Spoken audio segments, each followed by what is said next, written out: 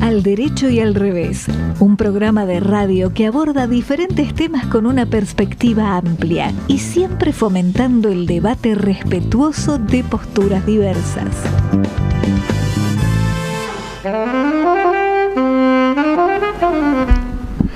¿Qué tal? Buenas tardes, ¿cómo andan? Empezamos el programa número 331 del Derecho y al Revés con una tremenda envidia. Eso es lo que voy a decir para empezar. Y la envidia es con respecto a nuestra querida amiga Mercedes, porque hace como 10 minutos que tiene la suerte de estar charlando mano a mano con Abraya Rottenberg mientras nosotros podíamos ver las imágenes y no participar de la charla en el Zoom. Así que bueno, es un programa muy especial porque como siempre nos va a faltar el tiempo, pero esta vez nos faltó el tiempo para todo nuestro trabajo previo que hacemos respecto de los invitados. Claro, el que quiera hacer un trabajo más o menos serio sobre Abraya Rottenberg tiene que invertir un par de años por lo menos para poder entrevistarlo. Pero bueno,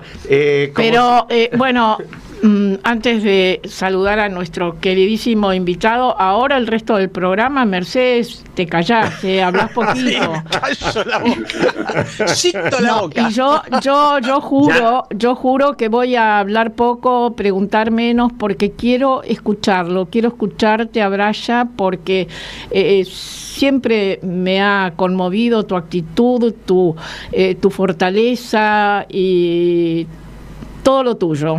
Y bueno, como sé que Alejandro ha estado conversando días previos contigo y tienen una cantidad de cositas en común, conversen entre ustedes y nosotras escuchamos.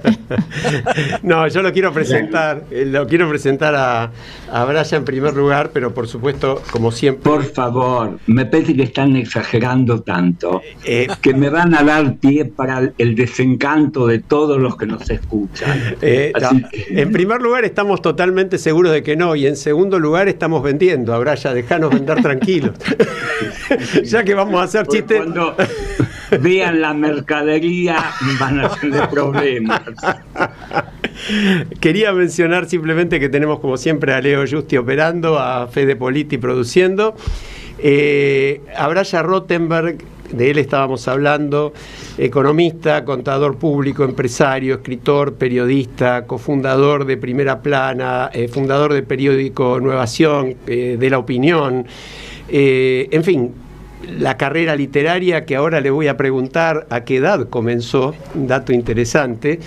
Incluye La última carta de Moscú, La opinión amordazada, Raíces y recuerdos, Chistes judíos que me contó mi padre, La amenaza, El moscovita desesperado, publicado en 2023. Abraya no se va a ofender con lo que digo, porque todo lo contrario, y además es público y notorio que tiene 97 años.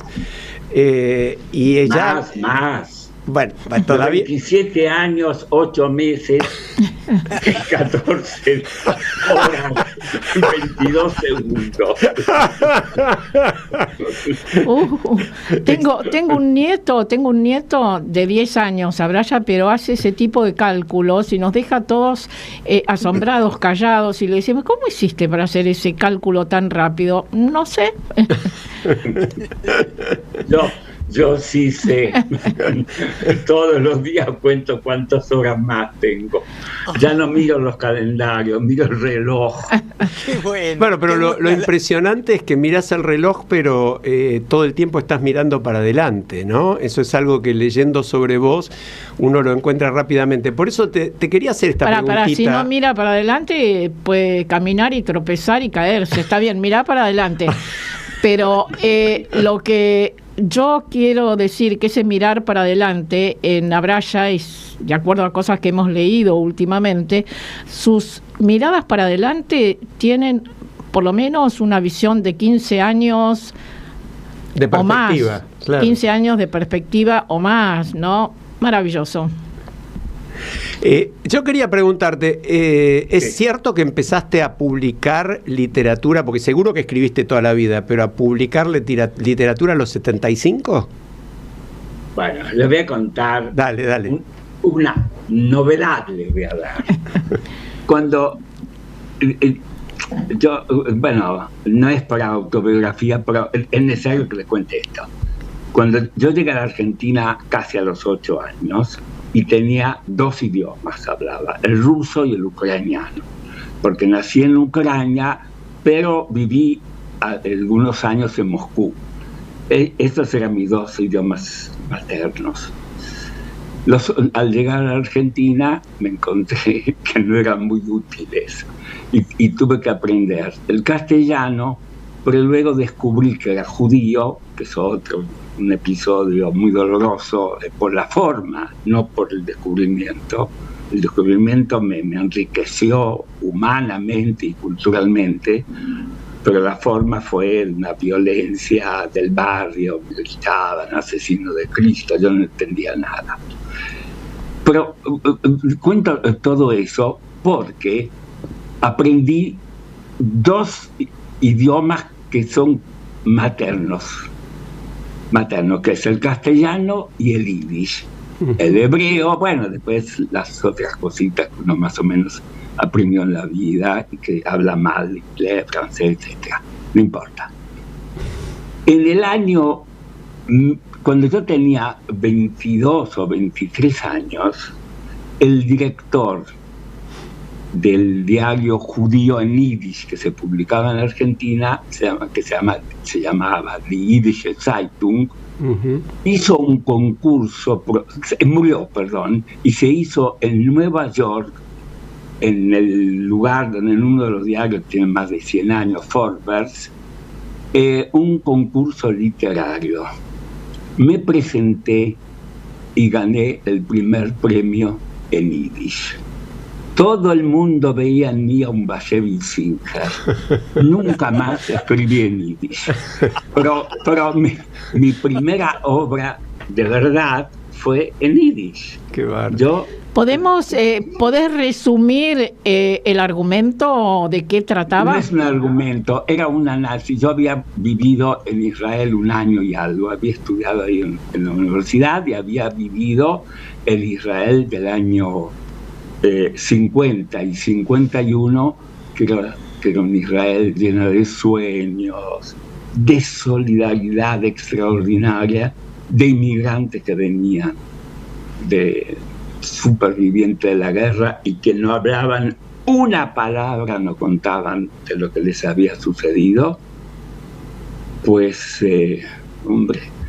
había vuelto de allí y había vivido, fue un descubrimiento para mí, porque en Israel descubrí lo que era vivir en libertad y ser solidario. Entonces, de lo que escribí fue una especie de estudio sociológico comparando a los jóvenes judíos argentinos con los jóvenes que yo conocí y sigo siendo amigo de una pareja todavía en Israel. Qué bueno. Bueno, parece que estaba bien escrito. Pues después, repetinos, por favor, qué edad tenías. Tenía a ver, déjame que lo diga, unos 24 años. Ahí, Abraya, estabas en el Sommer y... Sí. No, ya había superado. Claro, ya eras más grande. ¿Por qué no comentás un poco, un mínimo para la audiencia de cuál fue esa trayectoria tuya en la juventud argentina? Bueno, en realidad fue obra del azar. Cuando llegué a la Argentina era un chico que venía de un país que soñaba que estaba construyendo el hombre nuevo. País que había salido y todavía continuaba en un estado de guerra, pero había muerto el gran idealista que fue el fundador en realidad de la Unión Soviética, que era Lenin. Y lo sucedió Stalin. Y de ahí yo saqué una conclusión mucho más adelante, pero que le voy a repetir a ustedes. Los idealistas construyen estados, los burócratas lo disfrutan. Stalin era un burócrata y transformó un ideal en una oficina administrativa. Los disfrutan y a veces los destruyen a Brian, ¿no? No solo los disfrutan, sino que a veces los destruyen. Sí. Bueno, pues yo venía de ese país, de la Unión Soviética. No había conocido nunca a mi padre, porque él se escapó de la Unión Soviética porque era un parásito, no era no era obrero, no era campesino, no era nada. Era un hombre que no tenía oficio ni formación. Entonces tuvo que ir, no tenía lugar ahí. Así que recién lo conocí a los 8 años en la Argentina. Y para mí aquí hubo 2 descubrimientos que no me di cuenta en ese momento, a los 8 años, pero luego lo repensé mucho, y fue un enriquecimiento enorme. Primero, la Argentina fue un descubrimiento. No tenía nada que ver con el comunismo en Rusia, que era un comunismo triste. Pues yo vivía en Moscú, viví frente al Kremlin, frente a la Plaza Roja, en una casa colectiva, donde vivían madres con hijos, no parejas, y en ese sitio, bueno, para mí fue un descubrimiento, venir de un pequeño pueblito, que primero vivíamos ahí, donde nací, se llama Teofípol, en la Ucrania, hacia el oeste, es decir, cerca de la frontera polaca, a vivir luego 1 año en un sitio horrible, pero que era el gran invento de Stalin, una ciudad modelo que se llamaba Magnitogorsk, donde de la Unión Soviética, que era un comunismo contra natura, porque no tenía un proletariado. La industria representaba un 15% de la producción. Era un país agrícola. Claro, y que iba contra todas las leyes marxistas. La revolución comunista tenía que venir de Alemania, de Francia, o los países industriales, o Inglaterra, ¿no? Que estaba muy desarrollada. Pero contra natura apareció en la Unión Soviética.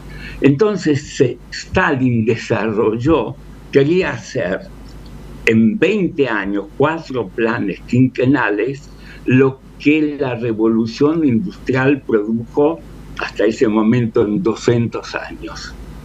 Entonces, esta era una ciudad industrial, las chimeneas. Hoy, si ustedes miran en Google, posiblemente sea la ciudad más contaminada del mundo. Sí. Porque, pues, ahí me creé. No sé por qué hablo de esto, podríamos hablar de eso, pero así va a salir. No, para llegar al Sommer, ¿no? ¿Cuál fue tu impacto? Claro. Yo ya sabía el Sommer fue un azar. Era un chico muy raro, muy solitario, venía de un mundo muy distinto, de otras reglas. Se hablaba de solidaridad, del hombre nuevo, y vivíamos en la Paternal con inmigrantes italianos que estaban divididos, unos eran fascistas, otros anti, los mismos españoles, unos eran republicanos, los otros, bueno, realistas, y judíos. Y los italianos se peleaban entre ellos por razones políticas, pero todos coincidían en detestar a los judíos. Sí. Lo primero que tuve, mi primera experiencia, fue muy dura, porque no entendía una palabra de castellano y me estaban gritando asesino de Cristo. ¿Qué es esto? Hasta que, bueno, vivíamos con primos, dos primas y tíos que hablaban castellano, y me explicaron de que que yo no era un ciudadano soviético, que tenía además de ruso, ucraniano, nosotros éramos judíos, veníamos. Y así, y enseguida me fui a estudiar a un colegio judío. Y aprendí rápidamente castellano e yiddish. Y cuando tenía unos 9 años, un primo mío, que estaba en el Asombra Zair, me dijo, ¿por qué no venís ahí? Te vas a divertir. Y es cierto, entré, pero de la misma forma me podían haber llevado a un lugar fascista, me hubiese divertido ahí. No, pero el azar juega mucho. Sin duda. Sí. Yo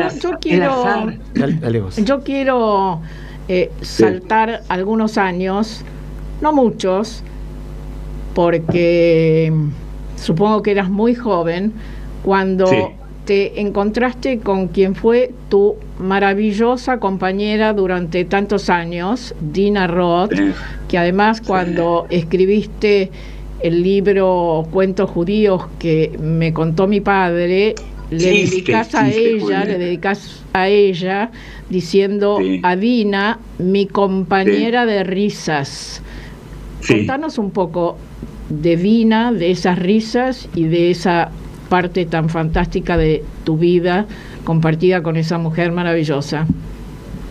Les voy a contar, esto parece de verdad, el azar y la ciencia ficción, pero les voy a contar cómo conocí a Dina. Cuando yo volví, vamos a ser chismosos, es un diario, estamos a esta hora de la tarde, se hacen chismes en la radio. Sí. Cuando yo volví de Israel, en esa época, muy poca gente viajaba a Israel. Cuando alguien viajaba a Israel, se le hacía un banquete. Entonces, como yo había estado ahí largo tiempo, yo estudiaba en la Universidad de Jerusalén, además de otras cosas. Entonces, era un bicho raro, y la gente de la Hebraica me pidió que contara cómo iba a ser esto. Bueno, acepté. Ellos hacían revistas orales, y en la Hebraica tenía una vida, yo no sé, social, cultural, muy, muy intensa. Eso ha muerto, o es otra forma en la que se practica ahora.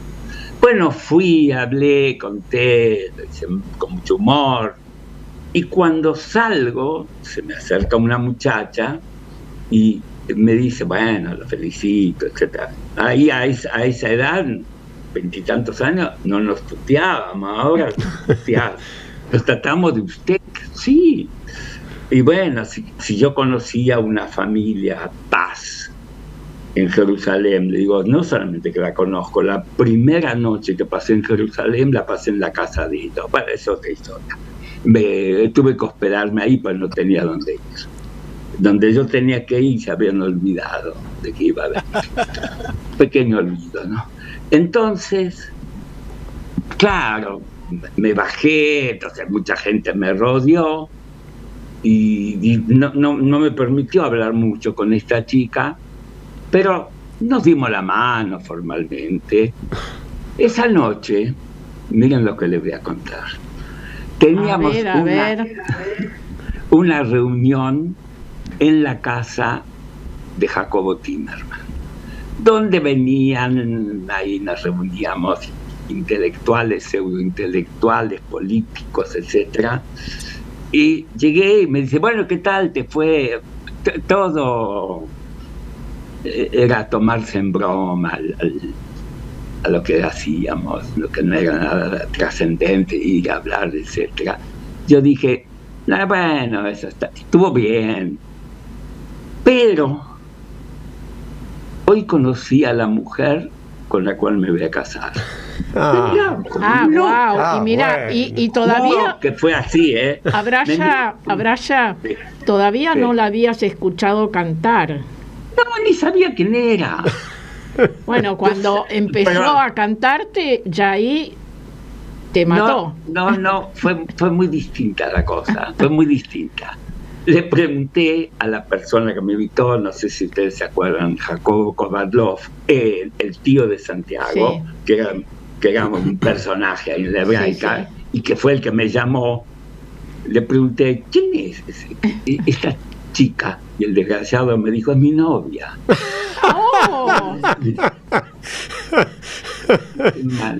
Qué maldito. Bueno, pero no importa, igual, yo me la pasaba en la biblioteca de la hebraica mucho tiempo, y pero nunca la encontré, hasta que una parienta mía dio un concierto, entro y estaba lleno, y ahí estaba sentada un señor, una señora, Dina al lado, el azar, mi papá y mi mamá pegados. Qué bárbaro. Ya estaban como para ir al templo a casarse. Pues yo no tenía lugar ahí. Entonces, ¿qué hago? Le digo. Y de pronto Dina se da vuelta y me ve. Y yo le hago un gesto. Le digo, ¿querés salir? Se levantó, salió. Pues yo le digo, te propongo que caminemos. Pero qué atrevido, ¿no? Para esa época. Tenía 24 años, 23 años, como así. Era un señor que había pasado por muchas cosas. Entonces, empezamos a caminar, llegamos al puerto. Bueno. Y charlamos hasta las 6 de la mañana. Qué hermoso. Mis padres se van a aterrar que no estoy de vuelta. Y desde ese día nunca dejamos de vernos. Qué Hermoso. maravilloso. Una bueno, historia de amor. Para la gente que a lo mejor es muy joven, tenemos muchos jóvenes también que nos escuchan, debemos decir, Dina Roth, increíble, impresionante cantante. Única. Yo me sé de memoria una cantidad de cosas que Dina cantaba. Abraya, como el tiempo se nos va tan rápido de las manos que no podemos hacerte ni la 10ª parte de las preguntas que queremos. Que querías hacer. No, te quiero hacer escuchar un audio muy breve porque le comenté a un amigo que vos venías y bueno, y me dijo esto en un audio y quise pasarlo al aire. Lo escuchamos. Abraya es un tipo notable y tengo algunas historias muy conmovedoras con Abraya. La más importante, así, la que recuerdo como más importante es cuando yo trabajaba en La Opinión, papá tuvo una repentina parálisis facial. Me llamaron al diario y por supuesto yo me cagué en las patas. Y entonces estaba en estado casi de shock y él baja y se cruza conmigo y me pregunta qué me pasa. Y yo, muy conmocionado, le cuento lo que pasa. Y entonces Abraya me dijo, tomate el tiempo que te haga falta. Si necesitas dinero, me avisas y yo te lo mando. Ni siquiera hace falta que lo vengas a buscar, te mando un cadete con el dinero. Cuando tu papá esté bien, volvés. Papá se mejoró en 2 días, razón por la cual al tercero yo volví al diario y lo primero que hice fue verlo a Abraya y contarle. De ahí en adelante tuvimos una relación de privilegio. Ese es Abraya Chirolita Rothenberg. Ay. Sospecho quién es ese señor. Sí, yo creo que sí, alguien que por supuesto trabajó bajo tus órdenes. Sí, el mensaje es de Alejandro Horowitz, hoy un conocido escritor y ensayista argentino que en aquel momento trabajaba bajo la dirección de Abraya en La Opinión, ¿no? Pero creo que lo pinta, es un relato que pinta el personaje. Bajo la dirección de nadie, era el tipo más independiente. Bueno, pero contanos qué es eso. Contanos qué es eso de Chirolita. Eso no lo sé. No sé por qué me dice así. Era como... Chirolita era un muñeco, ¿no? O algo así. No, pero algo que ver con un ventrílocuo. Es algo que ver por ahí. No sé. Sí, pues no sé. Abraya, vos te cambio el tema. Vos dijiste, la vida es la pasión por algo, no perder nunca el interés por las cosas. Por un lado, y por el otro, en una charla vinculada con el tema de educación, muy interesante realmente, en el ciclo Aprendemos Juntos 2030, sin educación no hay futuro. Vos ahí tiraste algunos conceptos que me parecen buenísimos. Por ejemplo, tu mirada sobre la velocidad con la que hoy nos llega el conocimiento y en paralelo la necesidad de educar para la vida colectiva, que parecen como dos cosas casi contrapuestas. ¿Por qué no le explicas un poquito a la audiencia cuál fue la idea? Bueno, yo siento, hubo dos episodios, uno circunstancial y el otro que recién comienza a desarrollarse y lo va a hacer con una enorme velocidad, que va condicionando la vida de la gente, haciéndole cada vez más individualista. Yo siento que la pandemia nos alejó. Antes de la pandemia nos reuníamos, había una vida social mucho más intensa, tal vez la hay entre la gente joven, aunque yo veo mucho individualismo, mucha soledad y además políticamente la decadencia total de las ideas socialistas y el asentamiento de una derecha que no es solamente económica, sino que es en gran parte mucha soledad, mucho individualismo. Yo creo, no sé cuánto va a tardar esto, bueno, tengo tiempo, la Biblia dice, la edad del hombre será de 120 años, es una orden, y aunque yo soy ateo, esto lo pienso aceptar. Genial. Lo que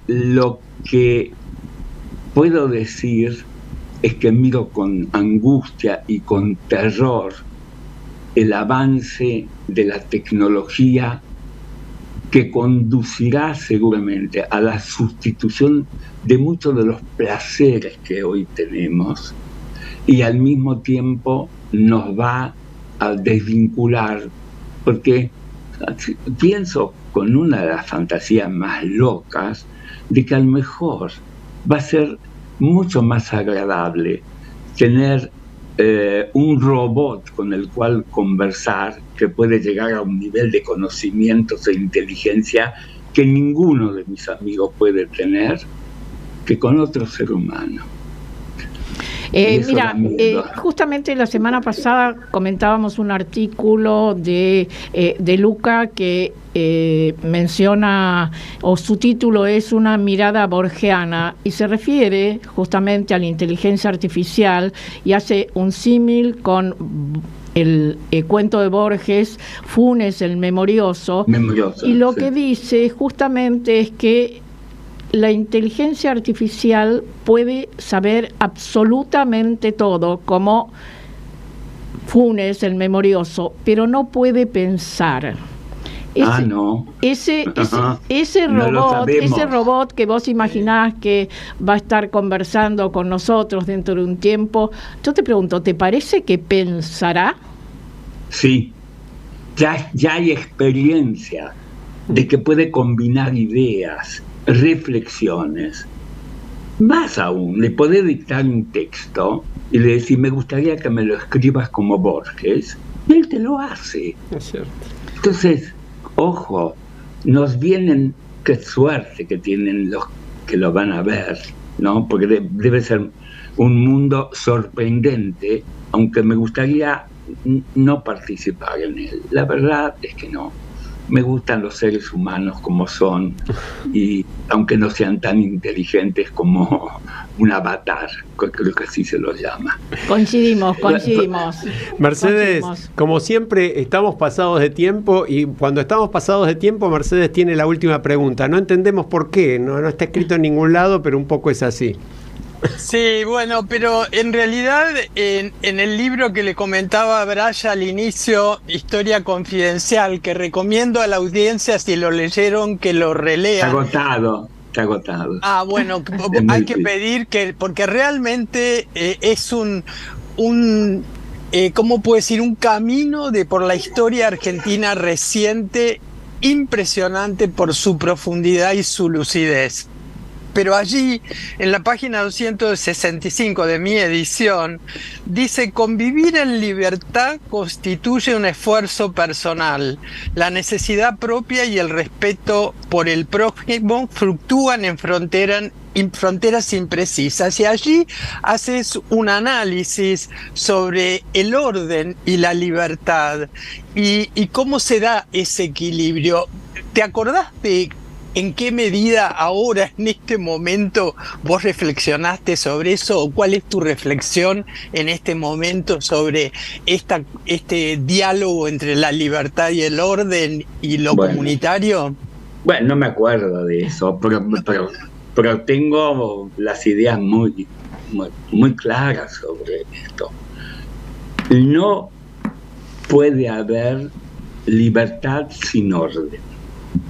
Es imposible, porque el orden sin libertad es dictadura. Libertad sin orden es caos. Tiene que haber una relación entre la libertad y el orden. Tal cual. Y vos siempre insistís en la necesidad, en la obligación de tener esperanza. Eso es maravilloso. Y recordábamos con Alejandro hace unos días que en la época de la dictadura fue prohibida la samba de mi esperanza, justamente porque llevaba la palabra esperanza.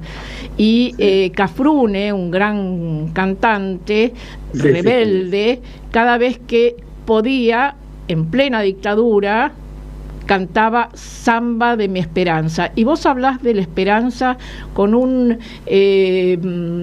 fuerza que nos invita a todos a seguir, aún en medio del caos o de situaciones difíciles, a vivir esperanzados. Sí, creo en eso.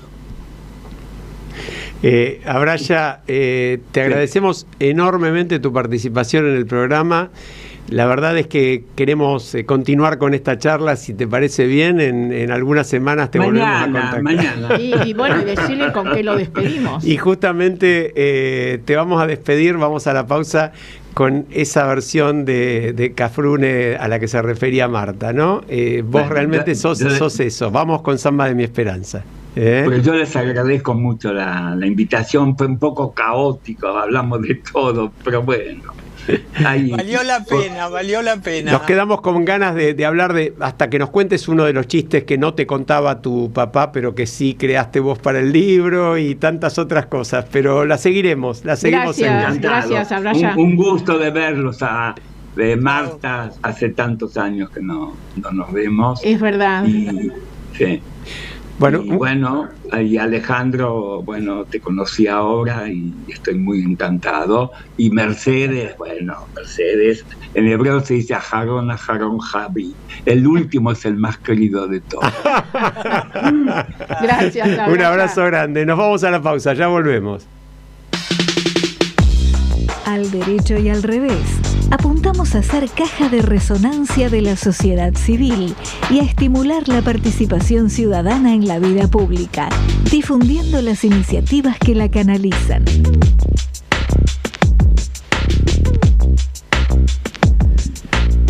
Bueno, estamos de vuelta. Realmente fue un enorme placer la charla con Abraya. Marta, vos ibas a mencionar una frase suya y al final la charla no dio espacio, como siempre. Dijo: cometí un pecado menor, fui feliz y no me daba cuenta. Sí, a diferencia de Borges, ¿no? Claro. Dijo: he cometido el peor de los pecados que un hombre puede cometer, no he sido feliz. Tal cual. Abraya maravillosamente dice que fue feliz y no se dio cuenta. Un pecado menor. Hermoso, hermoso. Tenemos la columna de Marcelo de Jesús desde Washington sobre un tema, bueno, dejemos que lo diga él, muy, muy interesante. Lo escuchamos. Hola Alejandro, Marta, Mercedes, Carlos. Nos hemos visto sorprendidos por la noticia de que el New York Times demandó a Microsoft y a su programa de inteligencia artificial ChatGPT por usar el contenido del diario para ese programa. Si nos estábamos sorprendiendo por la sorpresiva aparición y desarrollo de los programas de inteligencia artificial, esta demanda va al corazón del problema: el uso de los datos, el uso de la información, el uso de las ideas. Y en este caso se trata de dos jugadores mayores en el mercado de estas ideas, lo que da gran relevancia a la disputa. La inteligencia artificial no es algo nuevo. Su inspiración, sus orígenes, se remontan a los cuentos de ciencia ficción como Ray Bradbury y Arthur Clarke, con su 2001 Odisea Espacial. En esa obra, una computadora con inteligencia artificial súper desarrollada se independiza de sus programadores, y ahí comienza la trama. Y este es el desafío que atemoriza actualmente a nuestra generación. ¿Podrán pensar por sí mismas las computadoras, tomar decisiones y ejecutarlas? Para llegar a esta situación, estamos actualmente en la etapa anterior: alimentar de datos a esos programas. Y en esa alimentación surge el conflicto con el New York Times. En realidad este juicio no es el primero, pero es el más publicitado. Agencias de fotos, autores de libros y de otros contenidos ya habían demandado a Microsoft en los meses anteriores. El dilema es el uso de la información. Como sabemos, uno puede tomar datos de terceros haciendo citas para un artículo o para una revisión de un libro. También hay una cuestión más sutil: es la incorporación de las ideas en la cultura, de manera que esas ideas se confunden, se amalgaman con lo que todos conocemos. Pero en este juicio hay dos hechos que ayudan a comprender lo que está pasando. El primero es que el Times señala que hay citas casi textuales de sus contenidos. Y el segundo, muy relevante a criterio de esta columna, es que en los meses anteriores hubo negociaciones con el Times para determinar el costo y condiciones de uso de sus contenidos. Eso podría ser una admisión de que el programa usa o podría estar usando al Times y que por ese uso hay o habría que pagar las cifras pertinentes de uso. Microsoft llegó a un acuerdo con otras organizaciones, como por ejemplo la Associated Press y otras organizaciones alemanas. También no está en juicio, pero sí sigue negociando con los propietarios del Wall Street Journal y de Fox News, que es un conglomerado de publicaciones enorme. Y otras entidades se mantienen al margen, como por ejemplo Bloomberg, ya que si bien tiene una vasta cantidad de notas y publicaciones, está desarrollando su propio programa de inteligencia artificial. Por su parte, el Washington Post, al momento, no ha hecho ningún juicio y tampoco está en negociaciones. El tema es que si el juicio del Times sigue adelante, lo mismo que los otros juicios, puede llevar varios años antes de que se resuelva, dejando en el aire la solución del problema y las cuantiosas cifras en juego. Y vinculado con esto, señalamos que el jueves de la semana pasada, Microsoft llegó a una evaluación de mercado de $3 billones, o 3 trillones, como se dice en Estados Unidos. Una cifra impresionante, pero no es la única, ya que, por ejemplo, Apple había llegado hace 2 meses a la barrera de los 3 billones.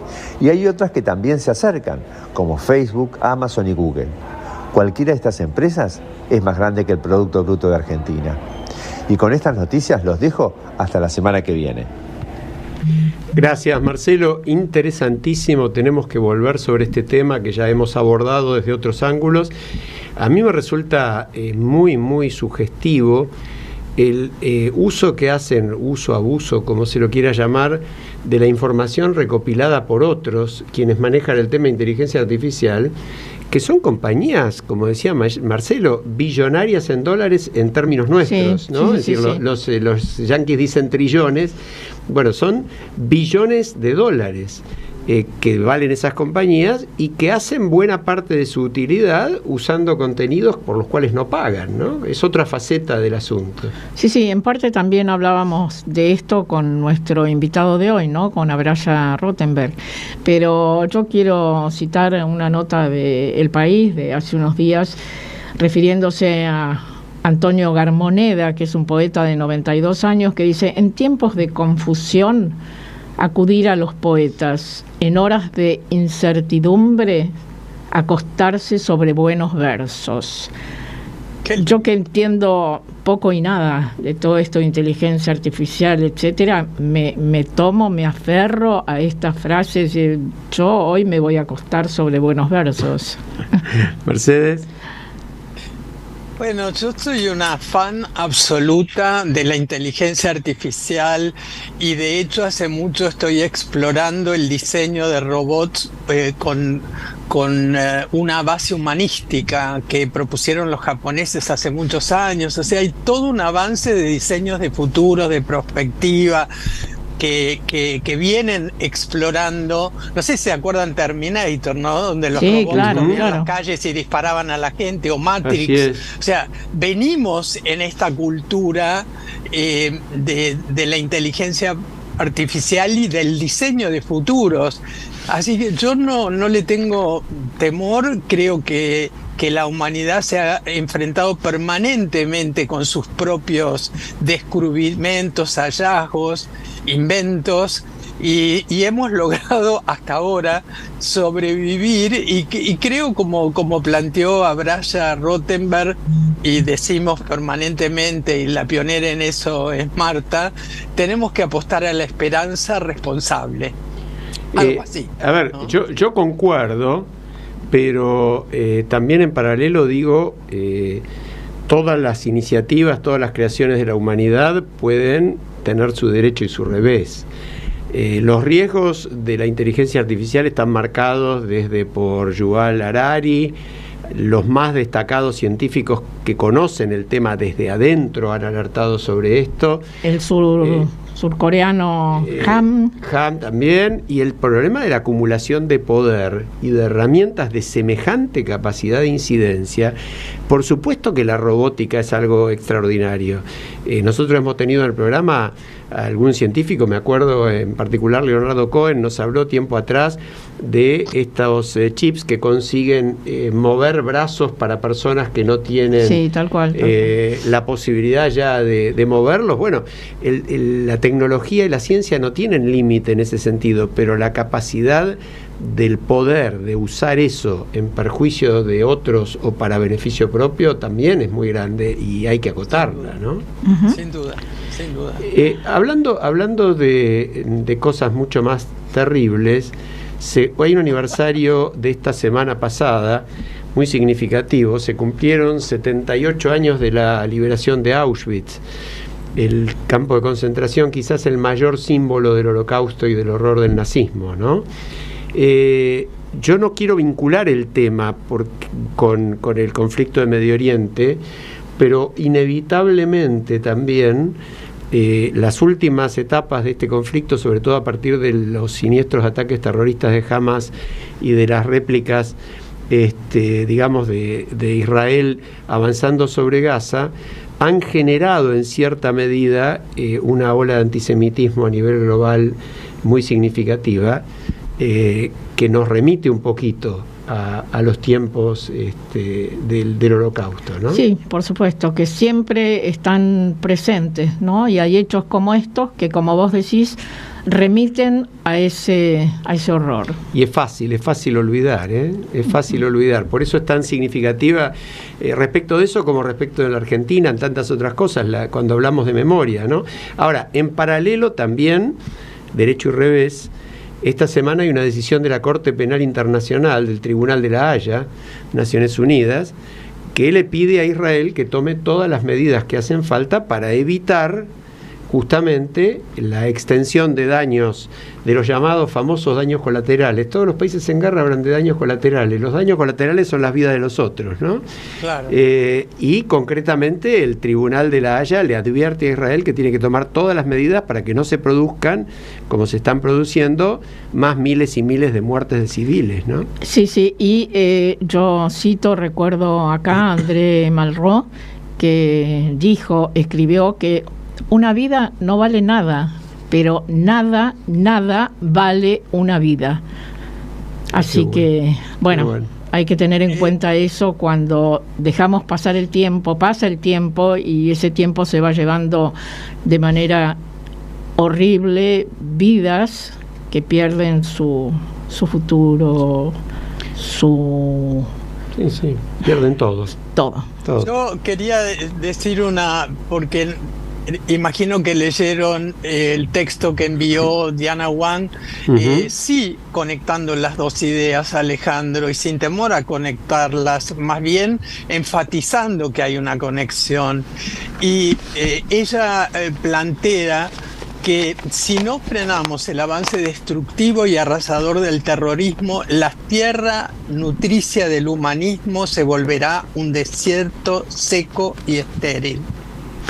Sí. Claro que si quedará algún judío, probablemente como ya sucedió en el milagro en Israel, volvería a inventar el riego por goteo para que vuelva a renacer la vida. Y realmente creo que la humanidad entera está deseando que esto suceda, y terminar con el terrorismo es de todos, no es un tema de los judíos o de Gaza. Vos sabés que yo ahí me voy a poner en el revés, ¿no? Yo creo que ojalá la humanidad quisiera eso.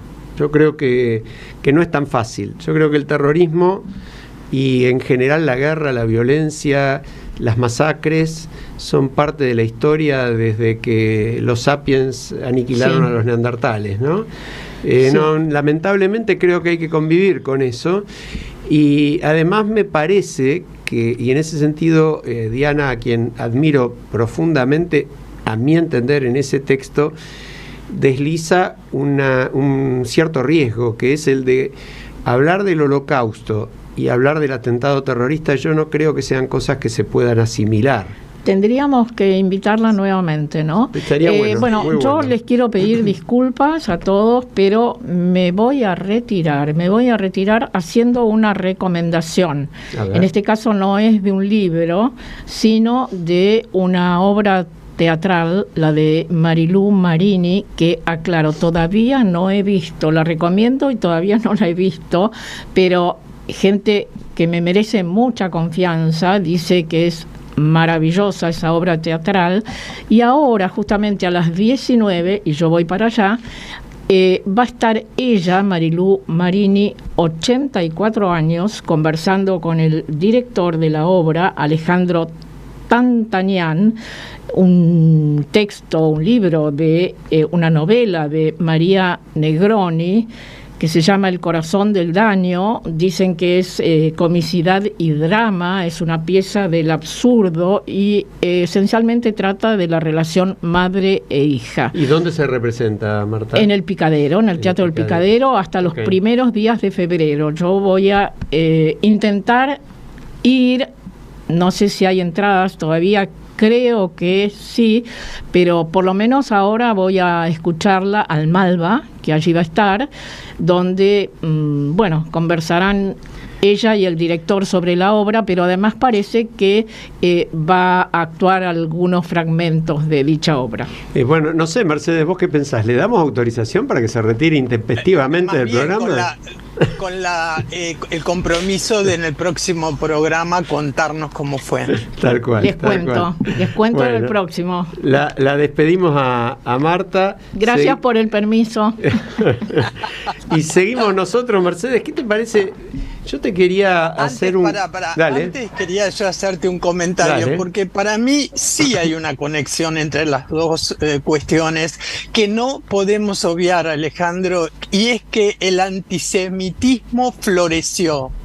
Y no hay duda sobre eso. Entonces no podés conectar cuando una comunidad se encamina hacia poder expresar de manera, ¿cómo puedo decir? Desde los centros del conocimiento más importantes de Europa y Estados Unidos, poder ser antisemita y demostrarlo sin ningún costo en algunos casos, eso no se puede permitir desde el punto de vista humano, que estaba hablando Diana Wang. Entonces, tener conciencia de que no se puede aceptar el antisemitismo como una tendencia cultural, como está pasando. Como te podés imaginar, si bien no tengo la mala suerte o no tuve las circunstancias que contaba Braya Rottenberg en la charla de haber vivido el antisemitismo en carne propia, a pesar de mi origen judío, por lo menos de mi origen mitad judío, me siento profundísimamente identificado con lo que vos planteás.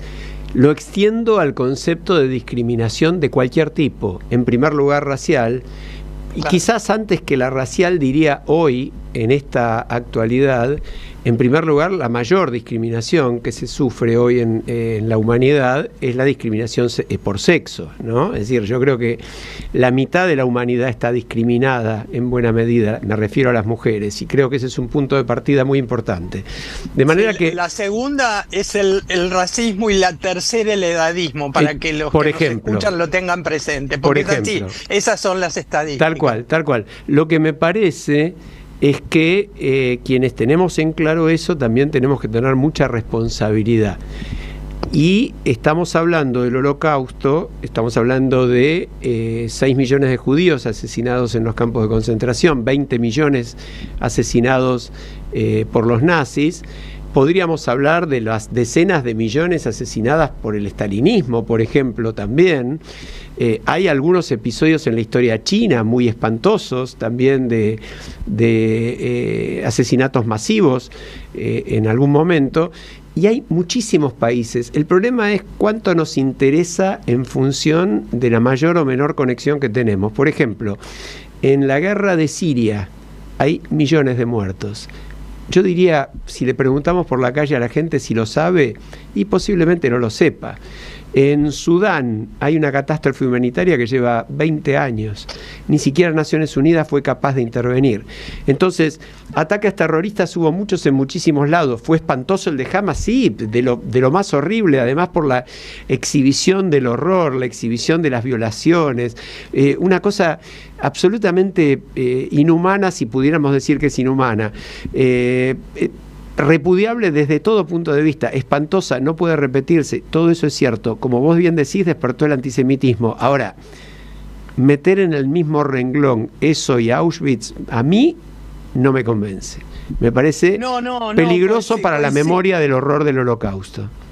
No, yo lo que digo es que uno no tiene que aclarar en todo caso, porque es muy comprensible, es otra escala, pero lo que no podemos evitar es recordar que ahí se termina, ahí es donde terminan estas cuestiones. Sí, es verdad. Es decir, entonces yo digo, por ser preciosistas y pulcros, ¿no? En no desvirtuar algo, que coincido con el análisis, pero uno no puede evitar el hablar de hacia dónde se dirige una humanidad que acepta y naturaliza el antisemitismo, y ahora Israel es el malo de la película.